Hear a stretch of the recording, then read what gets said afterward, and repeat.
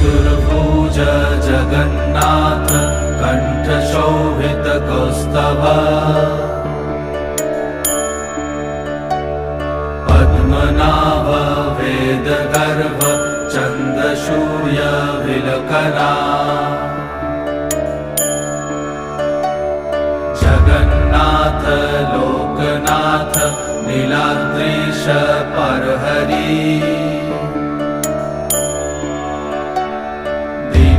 दीनबन्धुर्दया सिन्धु कृपालु जनरक्षका